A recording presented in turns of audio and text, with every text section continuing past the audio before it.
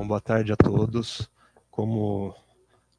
Antes de mais nada, nós gostaríamos de agradecer pelo convite feito pelo Alex, também agradecer a todos aqueles que estão trabalhando nesse evento, na figura da Camila e da Pamela. Então, muito obrigado por todo o suporte de vocês.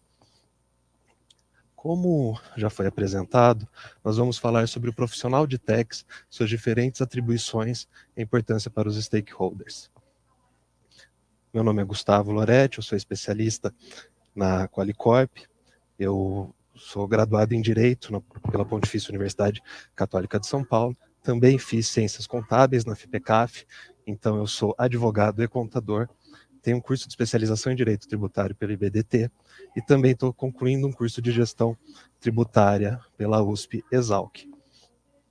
Iniciei a minha trajetória na UI, numa Big Four, como trainee, e fui até sênior experiente, e estou há basicamente um ano e pouquinho na Qualicorp.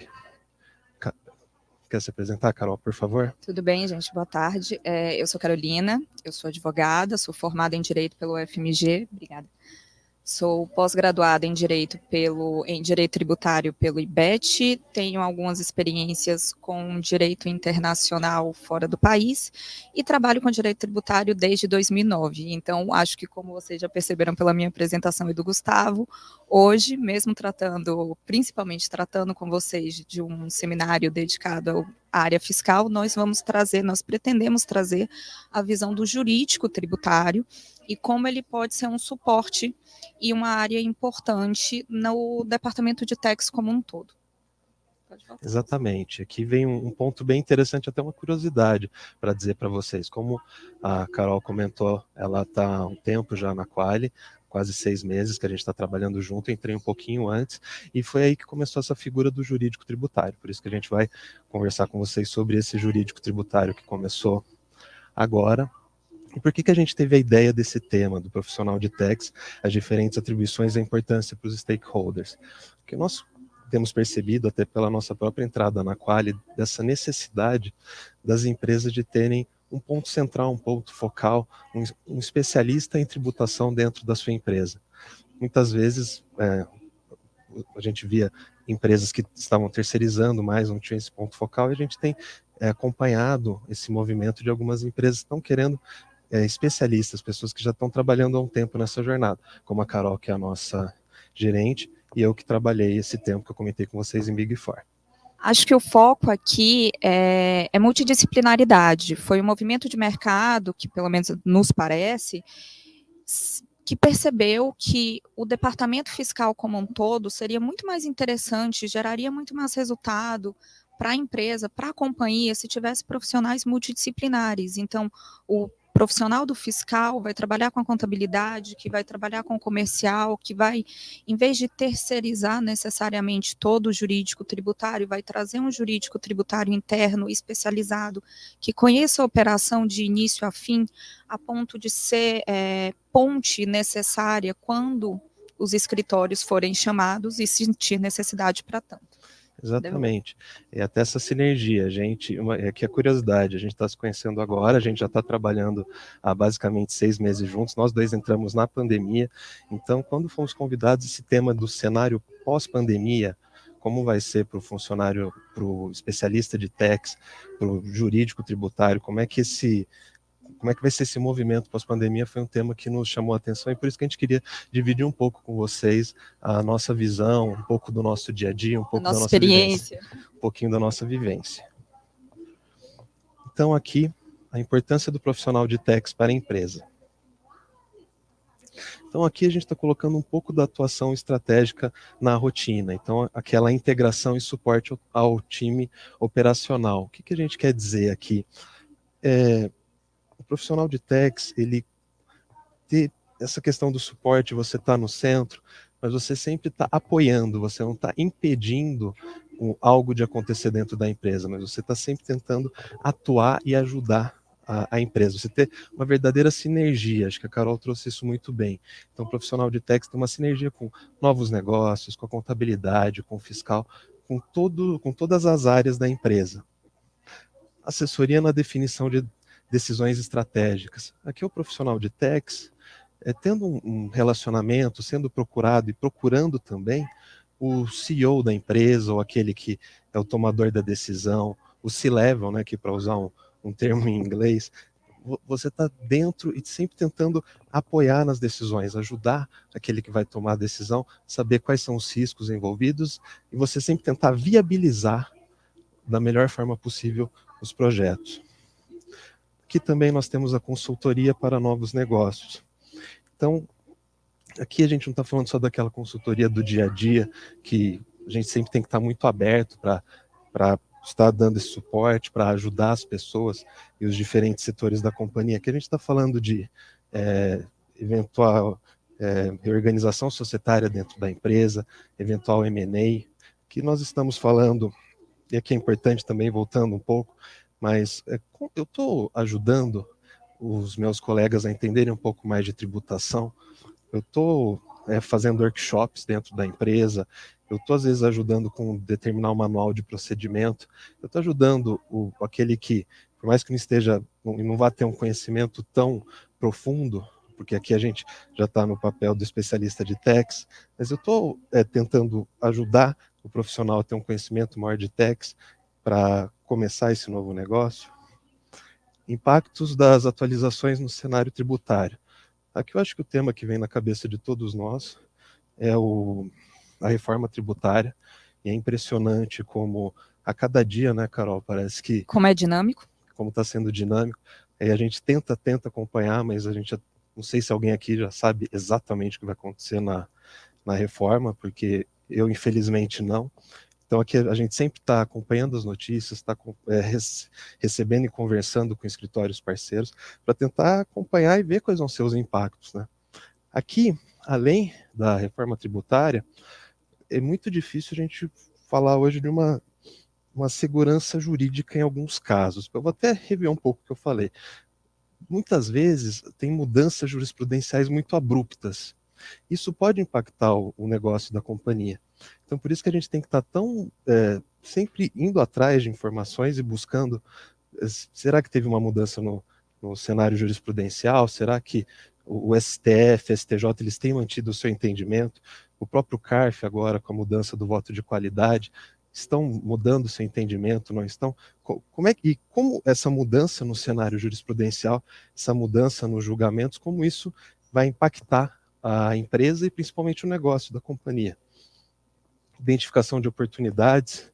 Aqui a gente pode falar desde de um planejamento tributário até a novas teses, né? Quando a gente fala das grandes teses, quando às vezes escritórios parceiros nos procuram. Então a gente sempre está atento para buscar oportunidades que vão ajudar o negócio, às vezes até mesmo viabilizar o negócio da companhia.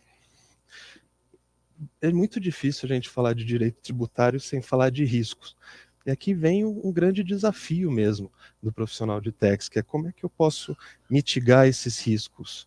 Além de mitigar os riscos, será que esse relacionamento que eu tenho com o C-level e com aquele que vai tomar a decisão, eu estou mostrando para eles os riscos? Será que ele sabe exatamente? Será que em alguma eventual análise, até às vezes de um contrato, de algo, tudo está sendo levado em consideração? Está tudo na mesa? Então essa também é uma função muito importante do profissional de tax. E aqui, por fim, mas não menos importante, a gestão dos procedimentos fiscalizatórios. Então o profissional de tax, ele está no centro. Quando falam no centro, assim, se o centralizador das informações, da análise do processo, para como você conseguir ter uma transparência, o melhor atendimento possível para o ente público. E só para concluir, pelo profissional de tax que o Gustavo estava mencionando agora, não necessariamente do jurídico, mas o jurídico como sendo um suporte para que todo o departamento de tax consiga ser esse centralizador e consiga fornecer o conforto necessário, tanto para o C-level quanto para a gente do lado operacional, para tomar as decisões necessárias para a condução do negócio. Gestão de riscos. E aí, como o Gustavo falou, falar de direito tributário e não falar de risco é quase impossível. Eu acho que a nossa atuação hoje, e agora voltando para o jurídico mesmo, é realmente se manter atualizado quanto a decisões, como o Gustavo já tinha antecipado, quanto a novas manifestações de entendimento, seja da Receita Federal, seja do município, seja do Estado, a depender da atividade da companhia, e conseguir ser atento o suficiente para promover as adequações necessárias, se necessárias, de acordo com essas modificações. Então, aqui, por exemplo, a gente pode falar da forma de tributação, dos novos entendimentos sobre créditos de PIS/COFINS. A cada semana, a cada 15 dias, pelo menos, a gente tem novas informações ou novas decisões sobre o tema. É importante que o profissional, e agora sim, o profissional interno, que conhece o negócio, que sabe qual é a atividade da empresa, esteja ciente dessas modificações, esteja atento a essas modificações, consiga chamar a atenção, seja do lado operacional, seja da diretoria, para falar, olha, a partir de agora, a nossa operação tem que ser alterada, quais impactos que isso vai trazer para a gente, quais reflexos isso vai trazer, e como que a gente pode atenuar ou melhorar aproveitar dessas eventuais oportunidades. Da reforma tributária, eu sei que a Fernanda Malta já teve um painel aqui hoje, então eu não vou ser repetitiva, mas falando sobre a nossa perspectiva, como que a gente consegue se preparar? Usando de toda a equipe, de todo o departamento de TEX, para conseguir projetar o que as mudanças hoje previstas na legislação, que até como eu brinquei com o Gustavo, até 4h10 a gente garante como estava o cenário da reforma tributária, depois disso a gente já estava aqui, já fica difícil. Mas até 4h10 a gente consegue ter mapeado o que isso, quais as mudanças que estão previstas na reforma tributária vão impactar no nosso negócio, onde que a gente pode, onde que temos margem para analisar outras alternativas, onde que realmente vamos ter que já nos preparar para mudar a nossa operação em face da nova regulação. Um outro ponto interessante para manter os riscos sob controle ou manter o C-Level atento aos riscos é a constante atualização dos pareceres, sobretudo os pareceres legais que fundamentam, que embasam a operação do dia a dia e procedimentos internos. Com alguma constância, a gente sente que são mantidos pareceres, às vezes, antigos. E como a gente estava falando agora há pouco, o direito tributário é muito dinâmico. Infelizmente, a segurança jurídica do nosso país no direito tributário é um pouco comprometida graças a todas essas mudanças abruptas. Então, com isso, a gente tem que garantir o conforto necessário do Departamento de Tax para assegurar que os pareceres jurídicos estejam devidamente atualizados, que, eventualmente, vendo uma mudança de perspectiva, de jurisprudência, de manifestação da Receita Federal, a gente tem que solicitar uma revisão ou um novo parecer jurídico. Por fim, também muito atrelado à revisão dos pareceres, a gente tem a atribuição de êxito, e aqui não só do contencioso judicial, mas de, eventualmente, contingências não materializadas. Uma alteração na jurisprudência, novamente, ou no cenário, de modo geral, a própria reforma tributária, pode fazer com que um débito não materializado, que antes era avaliado como perda possível, se torne perda provável. E isso me obriga a comunicar de bate-pronto à minha contabilidade e à minha gerente fiscal, para que essa contingência, para que esse valor seja contingenciado, para que isso seja reportado nos resultados. Isso vai impactar nosso resultado. E, por fim, é gerir o momento adequado da discussão de cada um desses pontos. Então, eu tenho realmente segurança nesse momento para fazer a reavaliação de êxito? Eu tenho uma segurança suficiente ou não? Eu ainda estou num cenário incerto, num cenário de maturação de teses. E, em sendo este o caso, quais os riscos que eu tenho que reportar para os meus diretores, para que eles tenham noção de que a gente ainda está no momento de maturação e, portanto, devemos aguardar. De modo geral, é isso. Repasso com você. A gente vai falar um pouquinho sobre a informação para o acionista. E aqui vem uma coisa que eu acho interessante. Muitas vezes, até aqui nós estamos num fórum de gestão fiscal expedito, a gente está falando com pessoas que trabalham com tax. Muitas vezes nós usamos alguns termos, eu mesmo usei aqui uns termos que nem precedente, CARF. CARF eu sei que vocês já tiveram painel, já teve uma conselheira aqui do CARF falando sobre o assunto, só que muitas vezes a gente se esquece, no caso da Qualicorp, que é uma empresa aberta de outras empresas, que o acionista não necessariamente ele trabalha e está habituado com alguns termos que nós usamos dentro de tax. e que ele precisa receber essa informação e entender essa informação da melhor forma possível. Então, até nós, às vezes, profissionais de techs, quando a gente está escrevendo um e-mail para alguém que não trabalha tão diretamente com a área, não está tão acostumado com esses conceitos, a gente já tem que tomar um cuidado e tentar explicar um pouco aquilo que a gente está querendo dizer. Então imagina para o acionista que tem as mais diferentes formações, o background.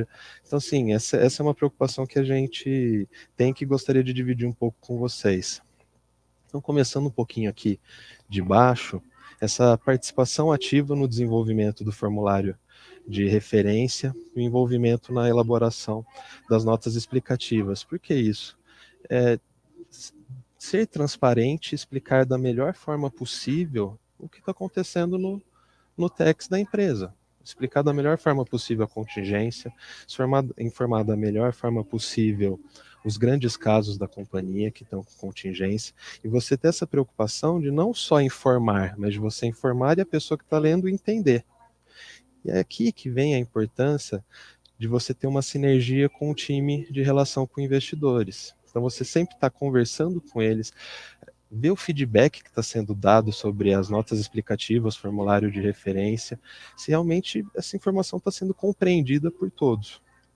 A gente colocou relacionamento com o acionista, que muitas vezes nós recebemos dúvidas do acionista sobre a informação que foi prestada, seja nota explicativa, seja formulário de referência.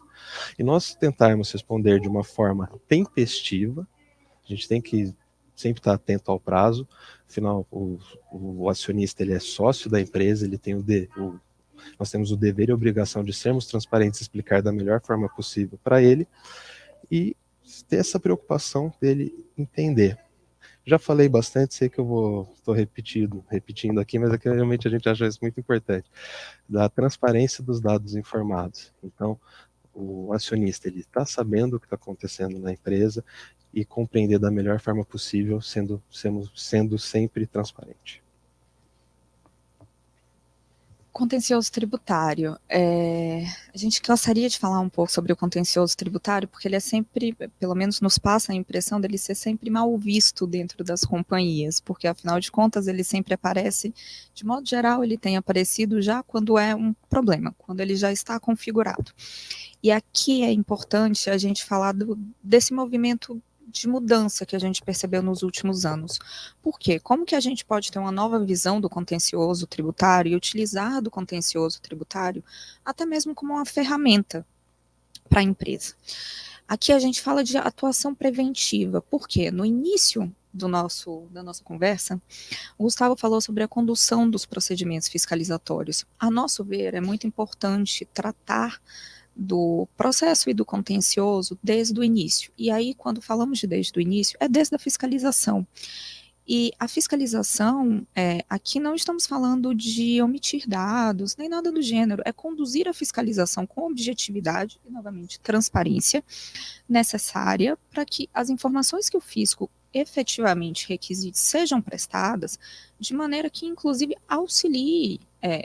A ideia não é dificultar nem embaraçar jamais o trabalho da auditoria fiscal. Pelo contrário, é trabalhar de forma cooperada. E com isso... Até, né, Carol, desculpa te interromper, mas um pouco que a gente comentou do fiscal, ele saber que tem um ponto, alguém que ele pode sempre buscar aquele ponto de referência e para ser atendido da melhor forma possível, né? Sim, de receber as informações de forma organizada. Quando se faz esse trabalho de condução com esse cuidado necessário, ainda que eventualmente resultemos numa autuação fiscal, a gente vai ter uma autuação fiscal que não vai ser exacerbada, perdão. E a partir daí, a contratação eventual de escritórios terceiros com uma participação mais ativa de quem está dentro da empresa, porque, por óbvio, os escritórios são eminentemente técnicos e tem que ser mesmo, e são, pelo menos para a nossa rotina, essenciais. Mas quem conhece o negócio da empresa, quem é capaz de revisar e participar e contribuir ativamente das defesas com inputs e insights próprios de quem está no dia a dia e conhece o nosso negócio, somos nós. Então, em vez de uma terceirização dessas defesas, uma participação ativa e uma participação preventiva, repito, que comece lá desde do procedimento fiscalizatório. E aqui também não esquecendo do final. Se formos tratar de um contencioso de débito, de defesa, como eu estava mencionando, é importante que ao final deste processo, os profissionais do departamento de tax estejam atentos. O débito foi baixado? O débito foi pago? Em algum momento surgiu uma oportunidade, um programa de parcelamento especial que possa ser mais interessante do ponto de vista de custo-benefício, em vez de manter aquela defesa? A transação tributária, gente, tem se tornado um mecanismo super importante para essa gestão de passivo, que eu acho que está tá ali embaixo no meu ponto, isso mesmo, gestão de contingências. E a gestão do momento correto para isso. Enquanto eu ainda estou avaliando se minha defesa faz sentido ou não, eu consigo mantê-la. Depois eu identifico uma oportunidade de transacionar esse débito, irei fazê-lo, irei acompanhar até o final a baixa desse débito para garantir que quando esteja renovando o CND dali a 6 meses, ele não esteja mais aparecendo no nosso conta corrente e me obrigue a judicializar esse problema. Se a gente for analisar esse de início ao fim, sob a perspectiva de teses e de superveniência e de identificação de oportunidades, então é mais importante ainda que a gente se mantenha atento às discussões. Por quê? Um exemplo prático aqui é não só analisar, olha, tem uma oportunidade, tem uma nova tese, vou ajuizar a estação e pronto. Utilizando do exemplo prático, como eu falei, ICMS na base de cálculo do PIS/COFINS, e eu posso falar isso à vontade porque nem é o nosso caso. Se ao final do processo, a habilitação de crédito ou a reapuração dos créditos, eu fui atento o suficiente para perceber o momento da tributação do IR e da CS, porque já há teses sendo judicializadas sobre o tema que me permitem diferir essa tributação. E isso traz resultado para a empresa. Então, veja, a minha discussão principal já acabou, mas eu ainda consigo aproveitar e obter melhorias sobre o meu resultado, que já é positivo de outras formas. Ainda acabamos de ter uma decisão do STF excluindo da base de cálculo do IR e da CS a Selic incidente sobre esse débito tributário. Ou seja, de uma tese a gente já caminhou para 3 no total, para chegar ao final e garantir, assegurar a nossos stakeholders e aos nossos diretores, nossos sócios, que eles obtenham o melhor resultado de uma tese já concluída. Falando da gestão de contingências, é super importante que consigamos ter olhos atentos para o nosso passivo e, voltando àquele ponto também de gerir o momento adequado em que ele deve ser mantido, em que ele deve ser revisto, em que vale a pena ou não transacionar ou pagar este débito. E, por fim, o mapeamento de oportunidades. Para a gente se torna muito importante a multidisciplinaridade e a sinergia com as outras equipes para conseguir fazer algo que a gente conseguiu instituir há pouco tempo, que é criar procedimentos para que o benefício econômico seja avaliado antes do ajuizamento da ação, ou que eventualmente eu consiga identificar, e aqui eu tenho uma janela de oportunidade, mas eu ainda não estou no momento adequado para usufruir dela, eu não tenho um indébito hoje que justifique que eu ajuize a ação preventivamente, mas eu já imagino que eu terei esse indébito daqui a 2 anos, então eu vou acompanhar aquela discussão, e enquanto isso acontece, eu já tenho mapeado o meu benefício econômico para saber responder e dar o conforto necessário, voltando o tempo todo, porque realmente é uma apresentação que foi feita para se conversar, para dar o conforto necessário para a tomada de decisões, para não ser uma mera despesa com o escritório contratado para judicialização, que não seja manutenção daquele gasto, só para manter, só pensando em teses que eventualmente não vão repercutir ou não vão ter um resultado efetivo dentro da Carol, empresa. se você me permite, porque Por favor. eu, pelo menos, uma coisa que mudou muito na minha cabeça sempre foi muito a questão da tese. Essa tese é boa, mas ela é relevante, ela não é relevante? Às vezes você está analisando, uma análise de legislação que você faça, que tem um efeito caixa, pode ser muito mais relevante, muito mais importante para a companhia do que uma eventual ação que você não fez esse estudo antes, esse dever de casa, você entrou com a ação e acaba não sendo relevante, quase não ajudando a companhia de forma nenhuma, né? E arcando com os custos do advogado. E eu sou advogada, então eu posso falar isso sem problemas. Eu entendo o lado de vocês. E era isso, eu acho que essa foi a visão do jurídico que a gente tem percebido que tem participado cada vez mais do dia a dia das companhias. que tem participado cada dia mais do profissional do fiscal, pelo menos com a gente. Eu brinco que o fiscal e a contabilidade são meu braço direito e esquerdo, a gente não faz nada se não for junto e se não for discutido, e por isso a gente achou que hoje valeria a pena falar para um público fiscal o lado um pouquinho do jurídico. Obrigada pela atenção, gente. Muito obrigado a todos.